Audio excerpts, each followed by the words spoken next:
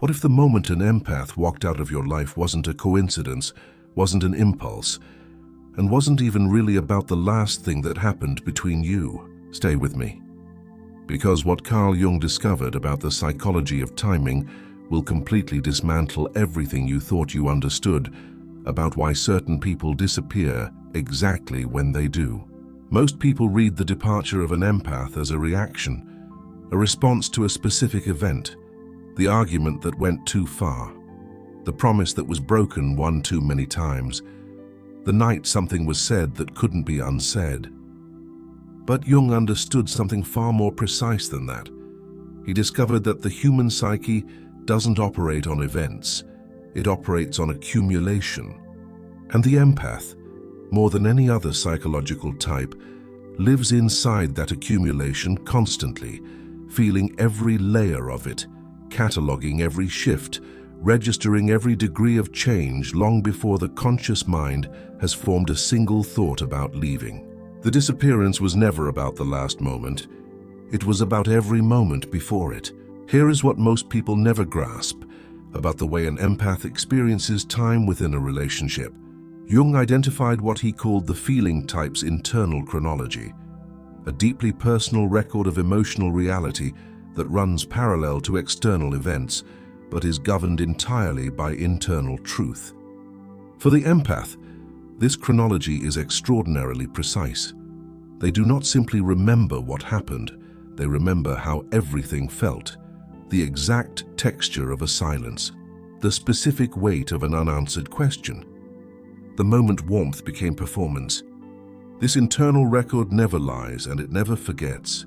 While the people around them move through life measuring time in dates and events, the empath measures time in something else entirely, in moments of genuine connection versus moments of its absence, in the quality of presence versus the accumulation of distance, in the slow, almost imperceptible shift from being truly seen to being merely tolerated. They feel that shift happening in real time, long before anyone else notices it, long before they themselves are ready to name it. Jung discovered something about psychological preparation that most people find deeply unsettling when they first encounter it. He called it the silent reckoning, the internal process by which the psyche, long before any visible decision is made, begins quietly withdrawing its deepest investment from a relationship it has already assessed as unsustainable. This process happens below the threshold of conscious awareness. It is not a choice in the conventional sense. It is the psyche protecting itself through gradual, invisible divestment. For the empath, this silent reckoning can begin months, sometimes years before the actual disappearance, which means something crucial that most people only understand in retrospect. By the time the empath goes quiet, the process is already nearly complete. By the time they seem distant, they are not drifting. They are finishing something that began long ago, in a place you never had access to, in response to moments you may not even remember. The timing of their disappearance feels sudden from the outside. From the inside, it was the most inevitable thing in the world. So what triggers the reckoning? What sets the clock in motion? Jung observed that for feeling dominant individuals, the silent reckoning is not triggered by cruelty alone. In fact, dramatic cruelty is sometimes easier to process. It has a clear shape. It can be confronted. It gives the psyche something solid to push against. What triggers the reckoning in an empath is something far quieter, far more corrosive. It is the chronic experience of emotional mismatch, the repeated discovery that the depth they bring to a relationship does not exist on the other side of it. Not because the other person is evil, not necessarily because they are even careless, but because the fundamental frequency is different. Because the empath arrives fully and consistently, and something in the space between them consistently fails to meet them there. Jung called this the relational asymmetry wound, and he understood it as one of the most quietly devastating experiences available to the human psyche, because it carries no villain. It carries no dramatic moment of betrayal to point to. It carries only the slow, undeniable recognition that you have been giving yourself to something that was never going to be able to receive you fully. That recognition, once it settles into the body of an empath, does not leave. It becomes the first stone in the foundation of departure. Here is where the timing becomes something precise, something that follows its own internal logic with absolute consistency. According to Jung's research into psychological thresholds, the empath does not disappear at the moment of maximum pain. This is what confuses people most. They expect the departure to come at the peak of conflict, at the height of the wound, when emotions are loudest and the breaking point is most visible. But it doesn't come then. It comes after, in the quiet that follows. When the empath has moved through the pain completely, processed it alone, held it with the kind of unflinching self-examination that most people spend their entire lives avoiding. It comes when something inside them finally settles. Not into sadness, not into anger, into certainty.